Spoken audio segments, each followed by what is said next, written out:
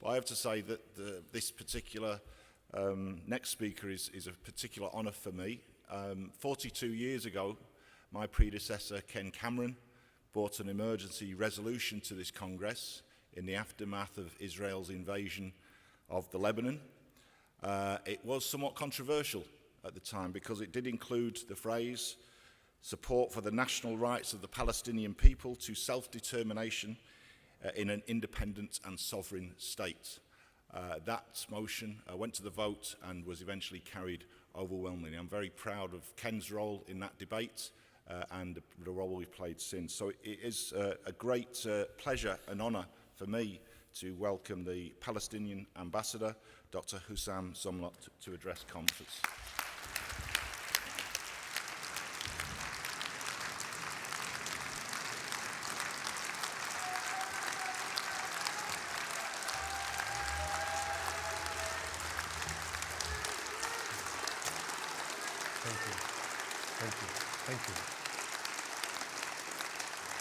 Wow.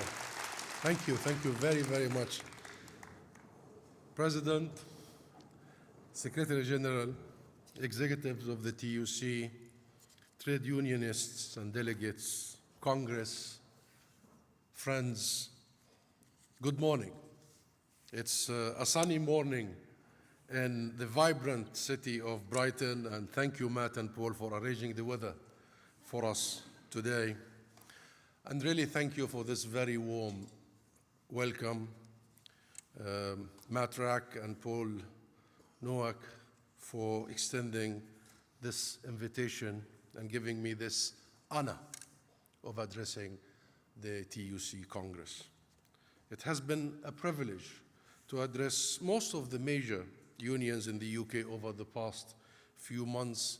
Unions, the labor movement, are a bedrock of solidarity for Palestine, both now and, as Matt just said, historically, and have a long and proud history of activism and struggle for justice in the UK and globally. Allow me to start by thanking you all, everyone, each one of you, for all that you have been doing over the months and the years, for your solidarity, for your actions, for taking off to the streets every week, in every city, in every town, for turning the UK and London the epicenter of global solidarity with the Palestinian people. And allow me to also thank you for just voting for Composite 17. That is clear in its calling for an immediate and permanent ceasefire, clear in its calling for an immediate recognition of the State of Palestine, clear in its calling for imposing sanctions on the illegal practices of Israel, clear in its demand for a full arms embargo on Israel. Matt and Paul and our friends, this is historic in every sense, and it will take us that much to make sure that our beliefs, our way ahead, our action is clear. It's clear that we all agree on what needs to be done for these atrocities to stop. And this, my friends, this urgently needs to become government policy. 79 years ago, the world united in shock and horror and vowed that never again would we allow such barbarity to be repeated. I am here referring to the horrors of the Second World War. Never again would we allow the persecution and attempted erasure of an entire people merely because of who they are. The entire global rules-based order came about in 1945 in an effort, collective effort, to make war obsolete and to ban forever atrocities, evil atrocities like mass murder, ethnic cleansing, and genocide. And yet, here we are. Next month, it will be a year of mass murder, mass destruction, and mass displacement in Gaza. During this year, an entire ecosystem of genocide has been established in Gaza. It is not limited to just causing mass murder and damage. It is very deliberately designed to render life in Gaza unlivable and to break the spirit of the Palestinian people, to encourage, yet again, another mass expulsion. We know, you all know, that Israel is obstructing the delivery of food, of water, of humanitarian aid. At the Egyptian borders, there are enough trucks that would feed Gaza for months to come, but stuck there. It is also dramatically restricting what can come in, not only in terms of these basic materials, but it includes medicine and hygienic materials. I'll give you one example that comes from the UK Med, which is a British medical institution operating in Gaza, that they told us Israel is only allowing in one type of antibiotics, even though we all know that the body quickly grows resistance. This is deliberate, killing by other means. That's why some British medical magazines and institutions like Lancet have estimated that the number of people who have been killed, murdered so far, is not 40,000 or 42,000, it's 186,000. Taking into consideration those who were murders by other means, those who died because they did not get treatment for their cancer or they did not get their kidney dialysis on time. And we're talking about thousands upon thousands. This at a time when the UN reports 40,000 cases of hepatitis A, where before October last year, there were less than 100. This is a time when polio has re-emerged in Gaza. So when you look at the targeting of homes, that is 70% of Gaza's homes. Targeting of hospitals, that is 80% of, actually 90% of Gaza's hospitals destroyed. When you look at the bombing of schools, 80% of schools destroyed. And universities, 100% of universities destroyed, decimated, bombarded. The destruction of agricultural land and industry, the denial of aid, the restriction on imports. Understand that this is deliberate. And it is not just about Gaza. Look at how settlements, the illegal colonial settlements, squeezing Palestinian living space in the occupied West Bank. Look at the checkpoints, the walls, and the settler-only roads. Look at the home demolitions, the arbitrary arrests, the military raids, the killings. This is a clear, decades-old attempt at rendering the West Bank unlivable. This isn't just in Gaza. For us, the Palestinian people, same. Because of who we are. Because of who we are. They make no difference. Every Palestinian, each one of us, tall or not so tall, Muslim or Christian, from Gaza or from Jenin, is a target. Because of who we are, it is a slow genocide. It is a deliberate attempt, which started in 1948. The same year, by the way, that the world adopted the Genocide Convention.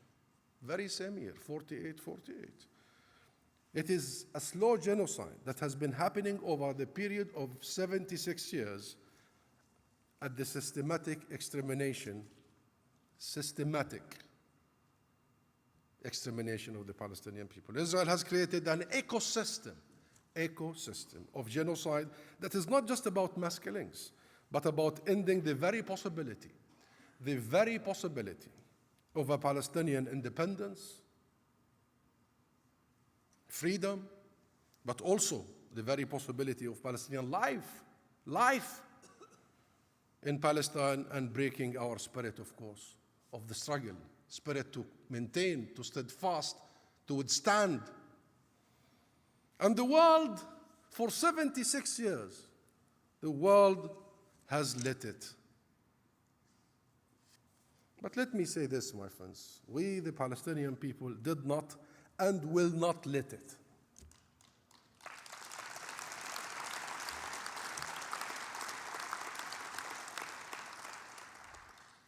Despite the genocide, despite the ethnic cleansing, despite all the horrors, we are too rooted, like the roots of our ancient olive trees.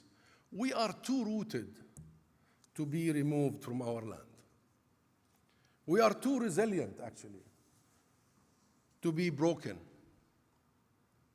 And yes, we have done it before. They could not erase us completely in 1948. They could not crush us in 1967. They did not wipe us out in Lebanon in 1982. And despite the horrors in Gaza, they will not erase us from Gaza.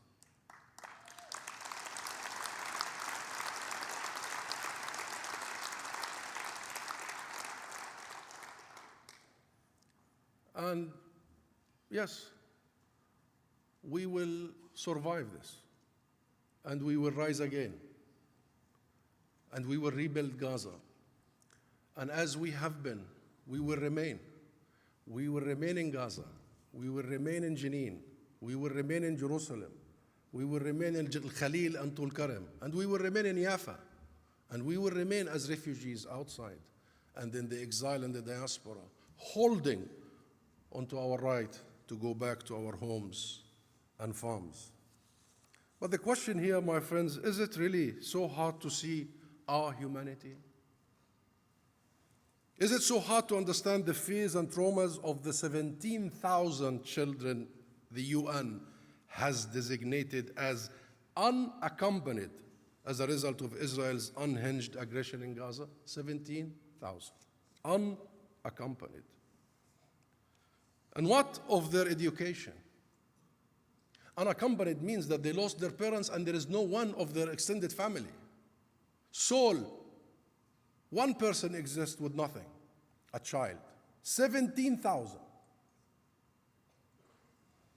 What of their education, and what of the education of more than 800,000 students, school students and university students in Gaza that have gone without education for the second year in a row? What of their future?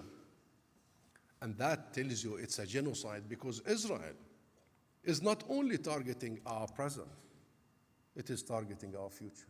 You know how? Education. Because they know that our lifeline, our lifeblood is education. And is it really hard to understand the pain of Husam Abu Ajwe, the father of Tala? Tala is a 10-year-old who liked nothing better than to go roller skating. That was her passion. She was murdered in an Israeli airstrike last week, just last week, wearing her pink skates. On a rare occasion, her parents let her go outside to play. Her parents could only identify her because of those skates. They now join the hundreds of thousands of bereaved families, people in Gaza. Tala now joins the more than 16,400 children Israel killed in Gaza since last year. Statistics that apparently get less meaningful to the world the more they grow. Becomes normalized. Do Palestinians in Gaza, Palestinians anywhere, not meet the criteria for humanity? Do our lives matter? So my friends, next month it will be a year of genocide. It will be a year of shame for Israel's allies, who have repeatedly failed to do what needs to be done. In fact, it will be 76 years of shame. 76 years which Israel has been allowed to act with impunity. It forcibly removed 2/3 of the Palestinian people from our homes and lands in 1948. The Nakba, an act of mass ethnic that has been ongoing. This was fueled by a narrative that sees Palestine as the exclusive property of the Jewish people. A mindset of supremacy and entitlement that is incompatible with the presence of the land's native population. That is how the lie about a land without a people came about. The Palestinian people had to be erased. That is why we are now witnessing a genocide. All this time, Israel has acted with impunity, and still the global system is doing nothing, unable to respond. The world has been unable to even enforce its own Security Council resolutions, numerous resolutions, including in March, demanding an immediate ceasefire. Why? Why is this impotence when it comes to Israel?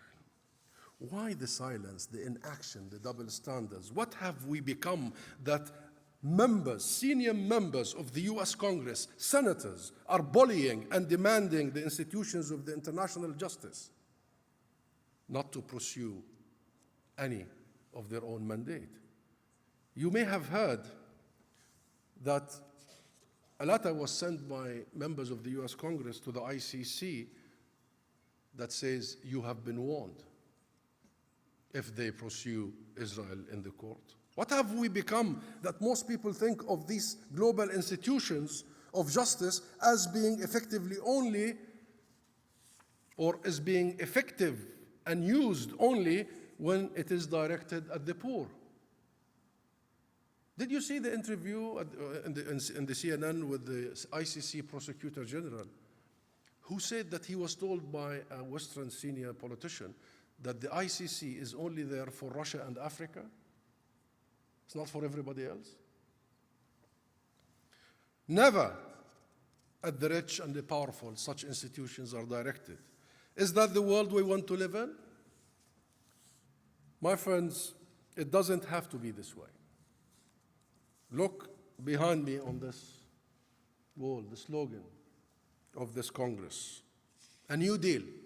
I agree. We need a new deal. A new deal for workers, but we also need a new deal for the world. Otherwise, we will be asking ourselves, what kind of world are we leaving behind for our children and grandchildren? Perhaps we need a commitment to the very principles we could all agree on in 1945. Most fundamental is this: we commit to a world with rules that apply equally.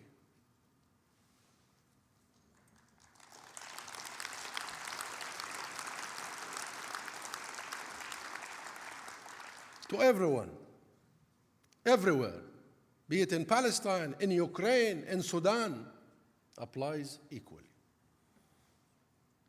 We commit to our legal and moral responsibilities under this order. The International Court of Justice has been abundantly clear what those are. Number one, you may have followed the ICJ ruling only a few weeks ago. Number one, Israel's occupation is unlawful. Number two, Israel's settlement are war crimes. Number three, third parties have a duty under international law to end any assistance, political, material, military, or legal, that directly or indirectly contributes to Israel's illegal policies. Number four, Israel must leave now. Leave now the occupied territories. That is not a political statement, it's the judges of the world.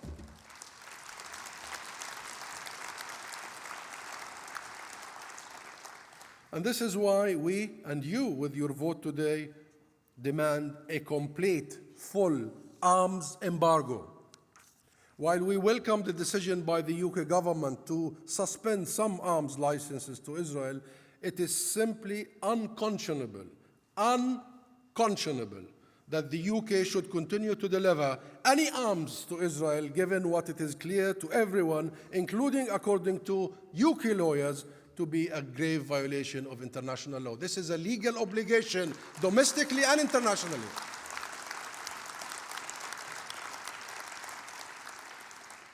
And my friends, ending the genocide is only the most pressing priority.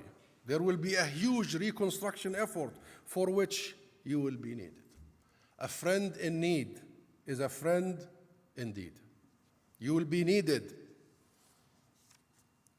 Your expertise, your engineers, your volunteers, your health professionals, your teachers and professors will be needed. And we must not go back to the status quo ante.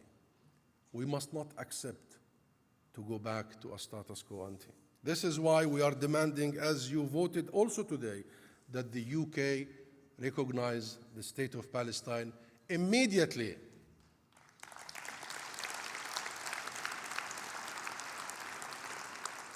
Only through real self-determination, the real exercise of our sovereignty, along with the right of return and justice and equality for our refugees, can be any meaningful peace and lasting peace. And if we are going to be serious about reaching a lasting peace, we must be serious about confronting Israeli policies. And let me explain something here. It is not either or. Recognition on the one hand of the state of Palestine is not a gift, it's not a favor, it's not a reward, it's not a punishment, it's a right that has been long overdue.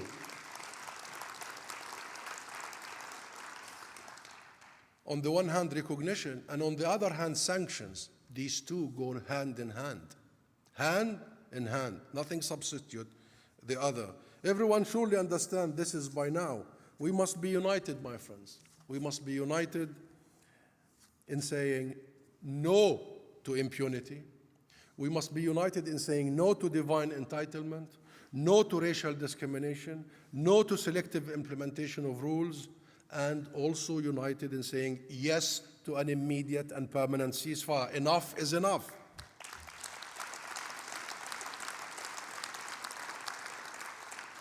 And yes to accountability. All those war criminals must be held accountable, period.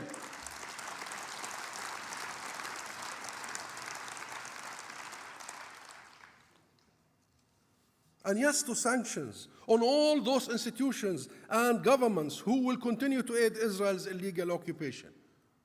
And we must be clear here, because Israel is practicing this conflation, because Israel takes in this international sport arena clubs from the illegal settlements to play on behalf of Israel. So it is our responsibility to make sure that these international sports arena are not being misused, abused, and illegal practices are being done. So, by the way, are also educational institutions. The University of Ariel, which is an illegal colonial settlement, is part of the overall Israeli state education institutions. We must make sure that if that is the case, all Israeli institutions implicated in this illegality are boycotted, are isolated, are divested from. So, my friends, just to conclude, after 76 years, it is frankly heart-wrenching to have to stand here and elsewhere and still spell out, still need to make the case for abiding by the law and abiding by our universal values of freedom and equality. Much of these cases you have been trying to make in the streets of the UK with your unions, with the government, should not need to be or needed to be made. Should have been straightforward. Seriously, we still should have to make the case for an arms embargo of a state that is committing genocide and now officially on trial for genocide at the International Court of Justice? We still have to make that case, that you should stop sending arms that end up killing thousands of children? We should not have been needing to make that case, or the case of recognition, or the case of sanctions. How did Nelson Mandela get freed? How did South Africa apartheid collapse? It was you and your similar actions that sucked oxygen out of that apartheid regime.